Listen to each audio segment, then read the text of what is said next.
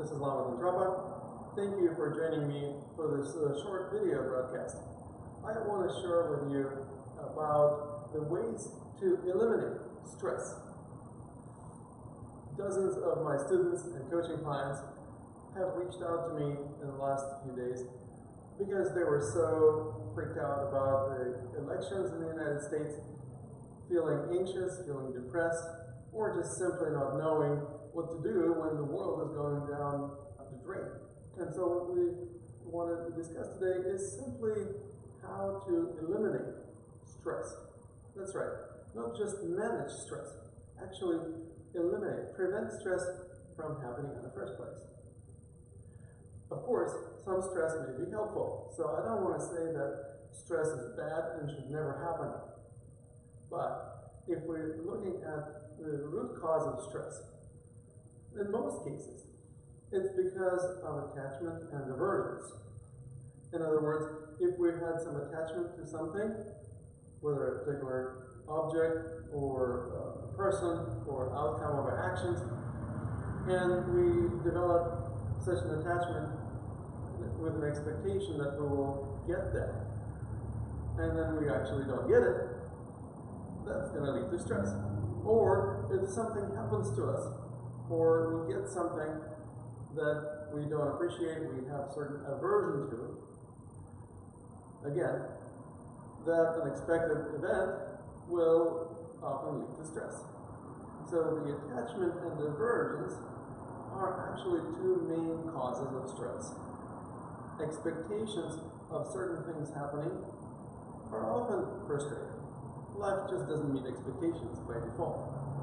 So the more expectations we have, the more attachments we have, the more likely we will have stress. It doesn't mean that you should never have any attachments to anything. It doesn't mean that you shouldn't pursue your dreams. No. It's a great thing to do, to pursue and live your dreams. What we're learning is how to manifest and live our dreams without attachment to them. Now, this is a tricky psychological maneuver of consciousness. How can you develop connection with somebody without being attached to them? How do you pursue a dream which you value highly, but you're not attached to it? It's a matter of remembering that it's all about energy resonance. That's right.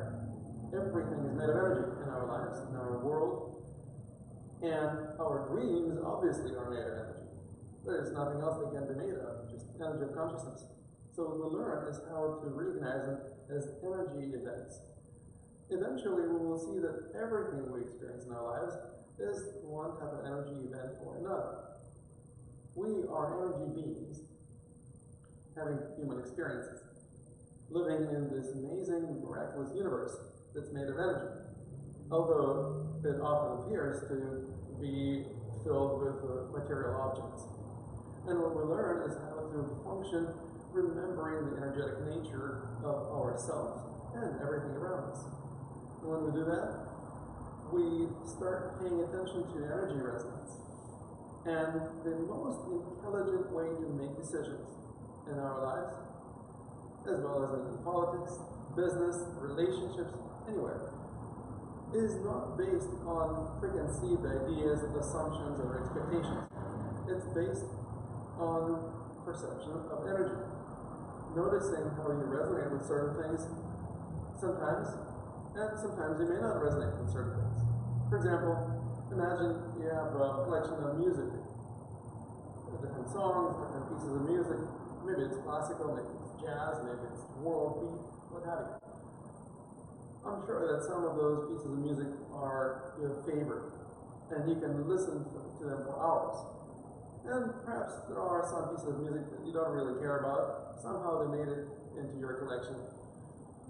You don't really want to listen to them, but sometimes you run into them for whatever reason. You may hear them for a second or two, and you just turn them off. In other words, if you have to listen to them for any longer, you probably will start cringing. Now, these are still parts of your music collection. It's just you don't want to spend time focusing your attention on them. Why? Because you will start experiencing stress if you focus your attention on those pieces of music or any type of art that you don't appreciate, you don't resonate with. It applies not only to art, it applies also to people. If you spend time in the company of a person who you resonate with, you probably don't even notice how time flies. And if you spend time in the company of a person who makes you cringe, you probably can't wait for the moment to move on or that person leaves.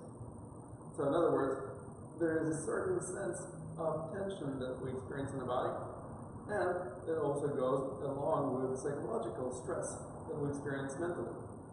The mind and body are not two separate things. There's two parts of the same system called organism. So, what do we do in order to experience a greater sense of wellness, well-being, and vitality in our organism?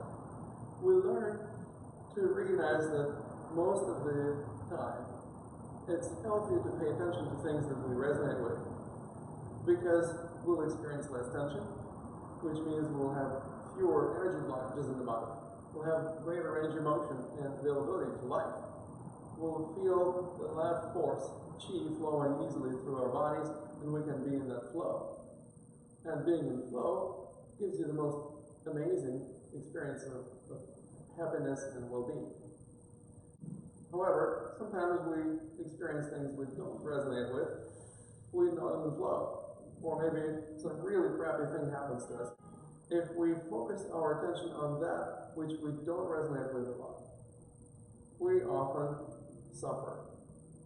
And sometimes suffering is also important, because I've never heard of anyone who would experience any degree of enlightenment without having gone through some reasonable amount of suffering, sometimes a tremendous amount of suffering.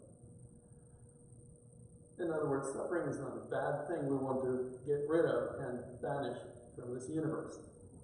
We just learn how to appreciate suffering for what it is as a catalyst for enlightenment, but we don't need to struggle endlessly. We don't need to struggle and suffer for no reason. What do we do? We'll learn to recognize that suffering happens to us when we focus our attention on something we don't resonate with, and it's up to us for how long to focus our attention on that, and also whether or not we recognize that perhaps this is not just a problem that happened to be in our lives. It may be a learning opportunity. What is it that we can learn from this particular experience or event? Most people, I hope you are one of them, have experienced various degrees of struggle and strife in the past, but eventually realized and saw in hindsight that those things that happened that were really crappy in the past turned out to be actually a blessing in disguise. Perhaps a great lessons that allowed them to learn important lessons in life and made them stronger or wiser or somehow else better. Now, how long does it take for a human consciousness to recognize the lesson? Some people take years or even decades before they really get it. Now, can it be accomplished in a matter of months instead of years? Yes, you bet. As a matter of fact, it can be accomplished in a matter of days instead of months. Now, can it be condensed into even a shorter period of time? Do we have to wait for months before we learn whatever lessons there are to learn from this particular election cycle? We can condense this learning period of time into even a shorter scope. For example, how about just a few hours? Maybe even a few minutes. With great amount of practice, it can be done in a matter of seconds. Literally recognizing something is really not pleasant or something I don't resonate with happening, and guess what? What if instead of perceiving it as a problem, I immediately start perceiving it as a learning opportunity? I shift my state of consciousness from problem solving, trying to get rid of it, or trying to run away from it, or pretend it's not happening. I actually start looking for the lessons. That means I'm not in the fight or flight state of consciousness, which is exactly what we call stress. I am in a curious and open-minded state of consciousness that is ready to learn. this learning state of consciousness is very different from stress. As a matter of fact, once you've learned whatever lessons there are to learn, you will become grateful for having this experience in your life. And I probably don't need to tell you about the power of gratitude. That's right. Gratitude is one of the most amazing powers in the universe. We can tap into that power every time something unwanted or undesirable happens, when we simply look at this event not as a problem. We look at it as a learning opportunity, immediately start learning from it, and apply the lessons so that we don't repeat the same event over and over again. You know, just like the elections, for example, that happened in 2000 when Al Gore won the popular vote but didn't get elected. And the same again with Hillary Clinton, won popular vote but didn't get elected. How many times do we need to go through this cyclical crisis over and over again to get the lesson to learn from it? It's just like many people go through cyclical crisis in their relationships, or in their finances, or in their health, literally just not connecting the dots, not seeing the cause and effect connections. That's the lessons I'm talking about. So my challenge for you is to look for these lessons, and I want you to discover them for yourself. Don't wait for me to tell you what this means, because for each person there may be a different learning opportunity, and I don't want to rob you of yours. So please take your time, meditate, or just simply ponder on this question. What is it that you could learn from this particular experience that potentially caused you stress or some degree of suffering or anxiety? And I'm quite certain that you will feel very differently about it. And don't hesitate to leave your comments below. I would love to hear from you and help you in any way I can if you have any additional questions, challenges, or requests. Until then, namaste.